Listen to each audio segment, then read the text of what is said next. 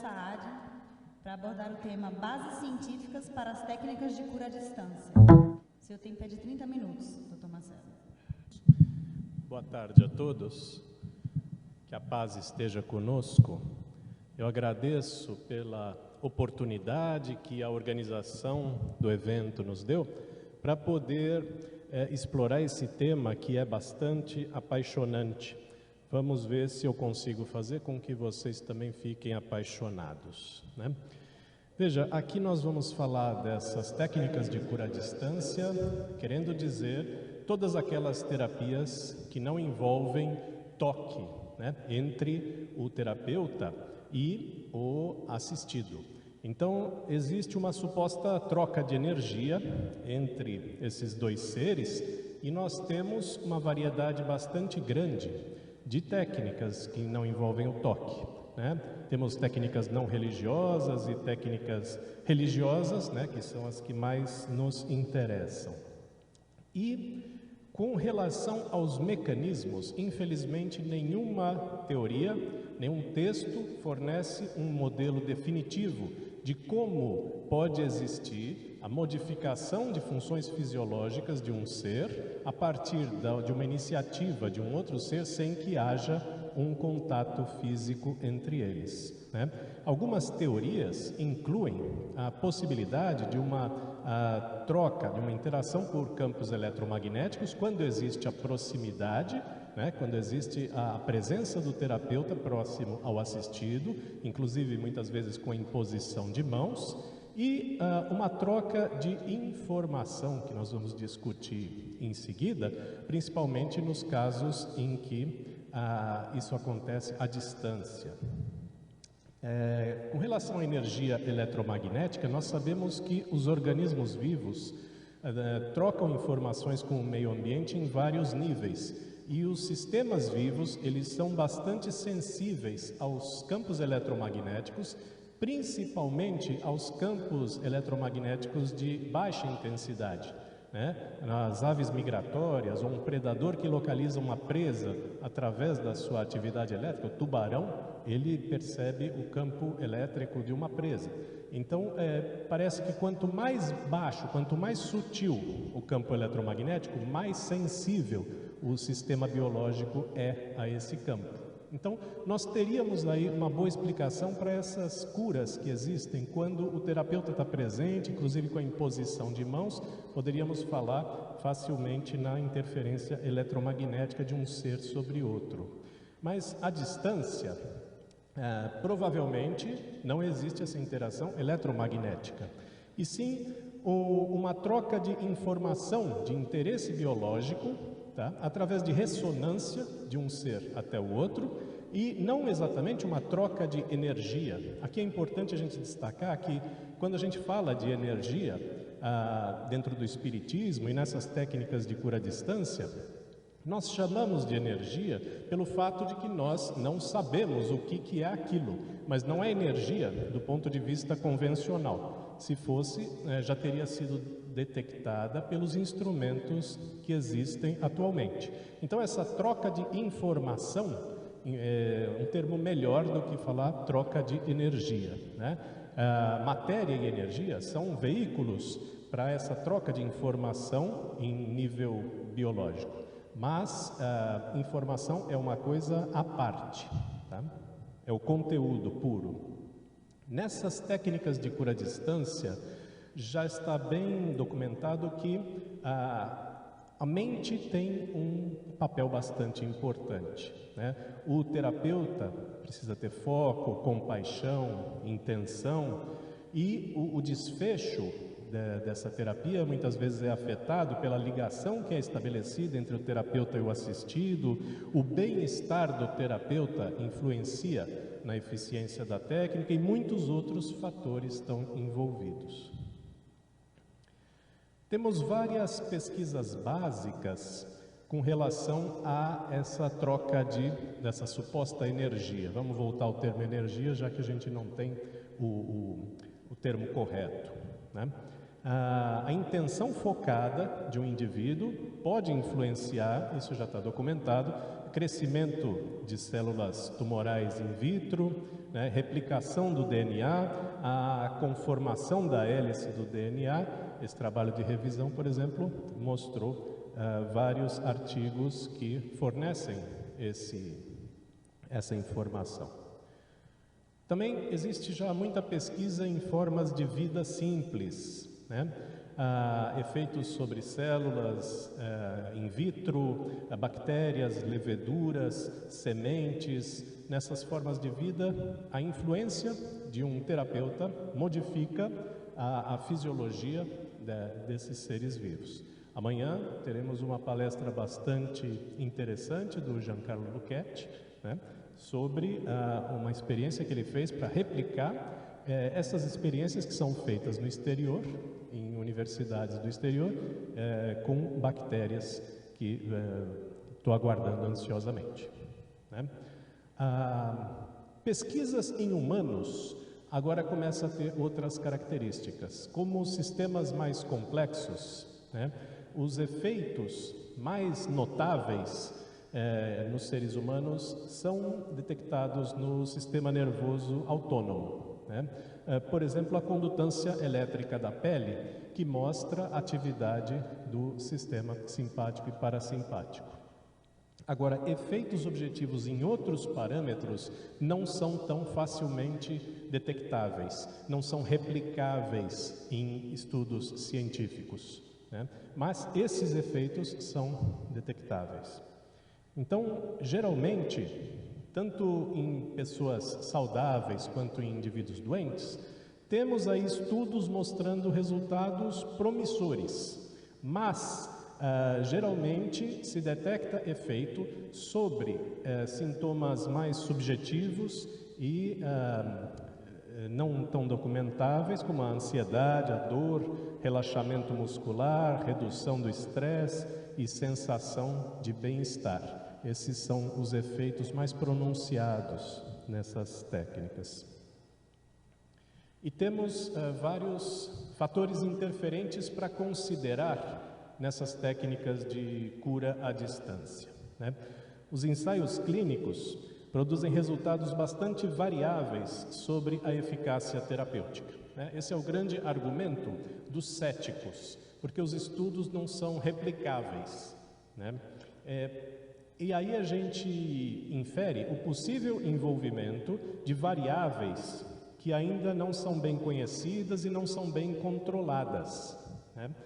Por exemplo, a crença do terapeuta, a expectativa do terapeuta, a motivação do terapeuta parece influenciar no resultado, assim como a crença do paciente, a expectativa do paciente, a motivação do paciente tem influência. E isso a gente não consegue controlar muito bem nos ensaios randomizados cegos. Por isso os resultados são bastante variáveis. Agora, independentemente do tamanho do efeito terapêutico ou do quanto ele pode ser replicável ou não em diferentes estudos, a grande questão é a seguinte: existe uma interação entre um ser vivo e um outro ser vivo à distância ou não existe? Essa é a grande questão, porque se existe, isso abre uma nova perspectiva, um novo paradigma, né? E isso merece, então, maior investigação. E, de fato, a gente vê que existe, tá? Vários estudos, para ficar só nos principais dos últimos 10 anos, mostram uma ação de um emissor, de um terapeuta, gerando um efeito num receptor isolado e distante em outra sala, né? Uma ação sobre o sistema nervoso central ou sobre o sistema nervoso periférico, né? A ação documentada por eletroencefalograma ou então ressonância magnética funcional ou então sobre a condutância da pele no sistema nervoso autônomo. Então, em todos esses experimentos, um terapeuta fica numa outra sala, né? A intervalos regulares, ele emite pensamentos para esse assistido que está num outro cômodo. Esse assistido está monitorado para essas funções aqui, por exemplo.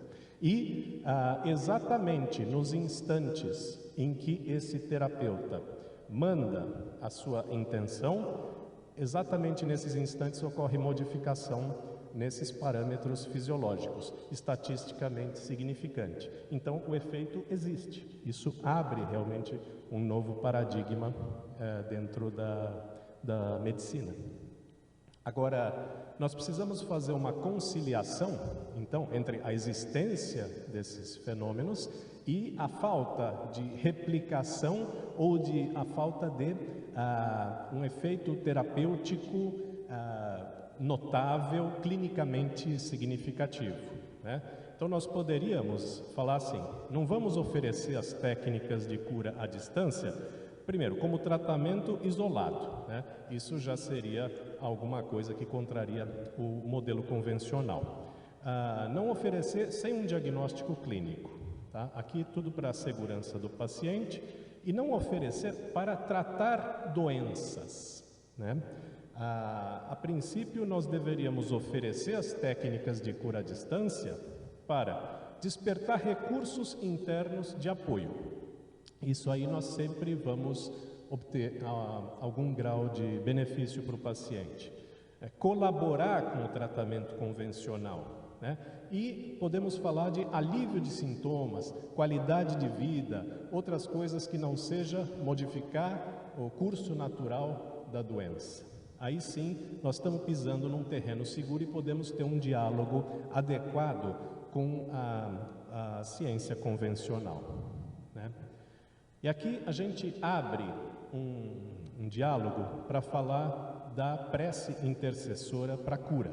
Isso vem sendo bastante estudado nos últimos 20 anos por vários pesquisadores no mundo inteiro e verificando através de ensaios randomizados, cegos, controlados, a eficácia dessa prece intercessora. Então, escolhe-se num hospital, por exemplo, um grupo de pacientes para o qual se vai fazer a prece e um grupo de pacientes que não vai receber a prece, para ver se esses que receberam têm um benefício adicional, né? Então, na base de dados Cochrane foram feitas revisões sistemáticas em 2000, em 2007 e em 2009, juntando todos esses trabalhos feitos até então, e para todos eles a conclusão é essa aqui: não há evidências para apoiar a recomendação da prece de intercessão, tá? O grupo que recebe prece evolui da mesma forma que o grupo que não recebe prece. E se fizer mais trabalho científico sobre esse, o resultado vai continuar sendo exatamente o mesmo. Por quê? Vamos ver aqui. Será que a prece intercessória pode realmente ser estudada? Nós temos muitos vieses aqui. Os dois principais.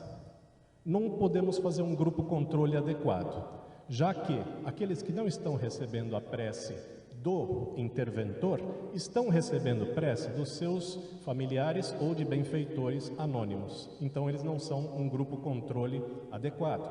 E como é que você monitora a qualidade da intervenção? Quando você quer fazer um estudo com 1000 pacientes, você vai ter que contratar vários oradores, vamos dizer assim, né? Vários terapeutas, e aí como é que você está sabendo se eles estão oferecendo exatamente a prece com a mesma qualidade? Então teríamos, só esses dois vieses já seriam suficientes para dizer, não dá para fazer estudo com essa quantidade de variáveis num modelo de ensaio clínico randomizado. Mas nós teríamos uma outra ainda, uma outra variável, um viés espírita, né? A gente tem aqui o seguinte, tem um doente, estamos fazendo uma prece por ele, e o que acontece é que ele desencarna, tá? Como é que isso entra na estatística? Entra como um desfecho negativo, né? O bonequinho triste ali. Mas tudo que está empontilhado, a gente não enxerga e não entra no trabalho científico. Eventualmente, essa prece auxiliou nesse desencarne de uma existência que já deveria ter fim mesmo e até favoreceu, né, o processo de passagem. Tudo isso seria um desfecho positivo, mas a gente não consegue pôr isso no trabalho científico. Então, se continuar fazendo trabalho científico sobre a prece intercessória, nós vamos continuar tendo resultados em que não há diferença entre o grupo intervenção e o grupo controle. Tá? Então, de novo, eu proponho aqui uma conciliação, né?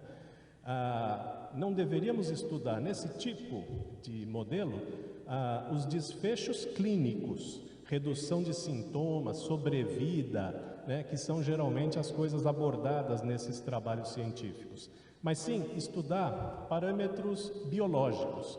Por exemplo, como é que ficou a imunidade daqueles que receberam a intervenção, né? Marcadores sanguíneos de imunidade, como é que está o sistema nervoso autonômico, como é que foi a qualidade de vida dessas pessoas, coisas mais desta natureza, onde se consegue documentar adequadamente efeitos da prece de intercessão, né? Então não estou aqui advogando que se pare de fazer estudos científicos sobre a prece de intercessão, mas sim que os desfechos analisados sejam da magnitude que geralmente se pode esperar desse tipo de intervenção. Tá? E nessas técnicas de cura à distância, o mais interessante de tudo é qual é o meio de transmissão, né?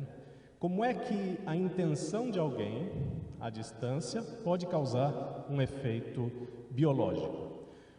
Supõe-se, né, um campo sutil, não relacionado com as forças conhecidas da física. Deve existir alguma coisa invisível, ainda não detectada, que permite a conexão entre esses dois seres, né? Kardec descreveu o fluido universal, né? Ele descreveu o fluido universal e a gente, revendo as descrições que ele fez, a gente compara com um texto de 1920 de Albert Einstein sobre o éter, né? Einstein discorreu sobre o éter e enquanto Kardec falou que o fluido universal é a matéria elementar primitiva que enche o espaço, penetra os corpos, e Kardec dizendo que o vazio absoluto não existe em parte alguma do universo, Einstein falava que o espaço não é vazio e tem qualidades físicas. Existe um éter, um meio sem qualidades mensuráveis, né? Kardec falou que o fluido universal é semimaterial, assume vários estados, eterização, materialização e pontos intermediários de transição, né?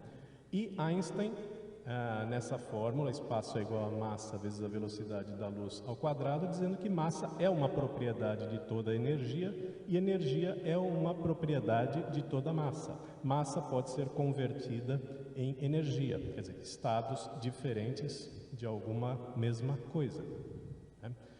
Kardec disse: sem o fluido universal, a matéria não teria suas qualidades. O fluido etérico e o fluido magnético são modificações do fluido universal. E Einstein disse: o éter determina os eventos sobre a matéria e a energia. Pode ser o portador de campos eletromagnéticos que ocorrem no vácuo. Então tem alguma coisa entre dois seres, né, que tem propriedades e que poderia ser esse meio de transmissão, né? Mas a gente pode ir mais além ainda e pegar descrições do fluido universal que Kardec fez e comparar com o que diz atualmente a cosmologia e a astrofísica, né? Textos aqui do site da NASA, pode entrar lá que vão achar. Kardec falou assim: a matéria existe em estados que ainda ignoramos, falando das manifestações do fluido universal, né? Pode ser tão etérea e sutil que não cause qualquer impressão aos nossos sentidos, né? Mas mesmo assim é matéria, tá? E a cosmologia e a astrofísica estão considerando a existência de algo que está sendo chamado de matéria escura, né? A matéria escura no sentido de que é matéria, mas não consegue ser detectada. É matéria que não tem propriedades da matéria, tá? E eles falam assim, que a matéria escura, o universo parece conter matéria de uma forma que não podemos observar, tá? Não emite nem absorve radiação e não interage com a matéria comum. Continuando aqui, Kardec disse: o que imaginamos como vazio é ocupado por uma matéria que escapa aos nossos sentidos e instrumentos, né? Então, é uma variação do fluido universal, essa matéria sutil. E a cosmologia fala da matéria escura como sendo composta por uma partícula ainda não caracterizada. Somos constantemente bombardeados por estas partículas. Neste momento, partículas de matéria escura estão presentes, atravessando os nossos corpos e não têm as propriedades da matéria convencional, né? Kardec falava que o fluido universal se difunde pelos espaços interplanetários, é a substância primitiva de onde a natureza tira todas as coisas, né? Tudo se formou a partir do fluido universal na descrição de Kardec. E atualmente já se admite uma outra entidade também chamada energia escura. Da mesma forma que a matéria escura é uma energia que não consegue ser detectada pelos meios convencionais. Hipotetiza-se um tipo de energia ou fluido que preenche todo o espaço. Alguns a chamam quintessência, como o quinto elemento dos gregos, né? Então veja aqui, éter, quinto elemento, quintessência, todos esses termos que já eram usados, né? Fluido, sutil, imponderável, né? São termos que a ciência começa a admitir, tá? Então, tem um paralelo bastante grande entre esse conhecimento de Kardec e o que a ciência admite atualmente. De modo que esse campo está em constante evolução. A ponto desse autor, Larry Dossey, que eu recomendo que vocês leiam tudo o que ele escrever, né? Nesse texto aqui de 2009, ele projetou de onde nós viemos, onde nós estamos e para onde nós vamos. E ele dividiu assim as eras da medicina. A era 1 é a era passada, muito materialista, muito física. Nós estamos na era 2, tá? Na era 2 é diferente da era 1, onde a mente era irrelevante. Agora a mente é fator importante da autocura, tá? Isso já é admitido. Toda a neurofisiologia, as expectativas que são geradas, modificando a atividade cerebral e levando a alterações orgânicas dentro do próprio indivíduo, isso já é plenamente conhecido. Nessa era atual, a mente tem o poder causal além dos conceitos físicos, né? Aqui a gente tem um querer é poder, a gente modifica mesmo funções orgânicas. E as terapias complementares, que antes só eram admitidas aquelas que tinham uma natureza física, né? Agora já são admitidas também as terapias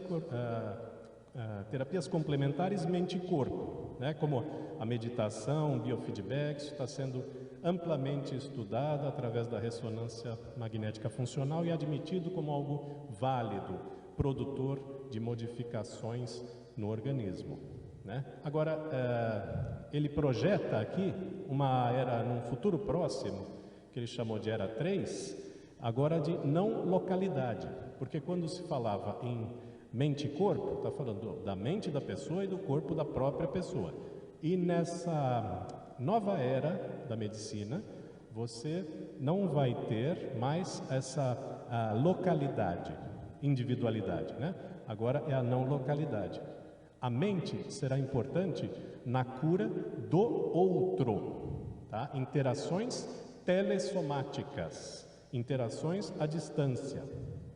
A mente não vai ter uma restrição temporo-espacial e as terapias complementares não vão se restringir só à meditação, ao biofeedback e outras técnicas como a prece por si mesmo para atingir um estado fisiológico adequado. As terapias complementares vão incluir ligações interpessoais, as curas à distância, as interações telesomáticas.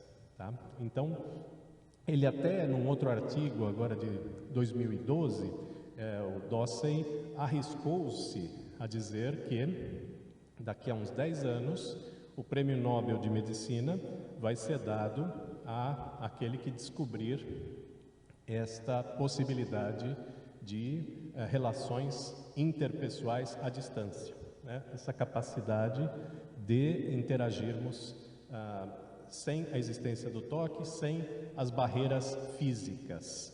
Eu acho um pouco de otimismo, mas vale a pena ler, porque é muito delicioso esse otimismo que ele tem, né?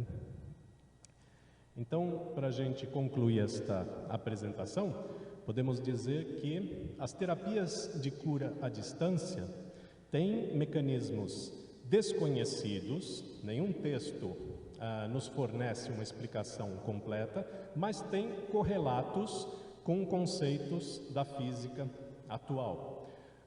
Os efeitos das técnicas de cura à distância existem, estão documentados e são mais nítidos em formas de vida simples, né?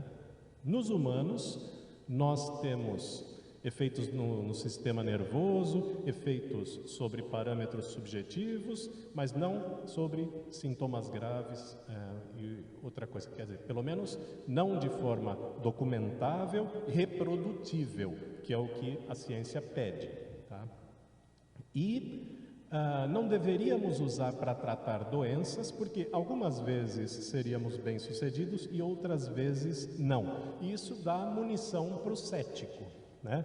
Então, se eu for tratar alguém querido, eu vou usar, mas a gente não vai recomendar que isso se presta ao tratamento de doenças, mas sim para despertar recursos interiores, fortalecer mecanismos de autocura, né?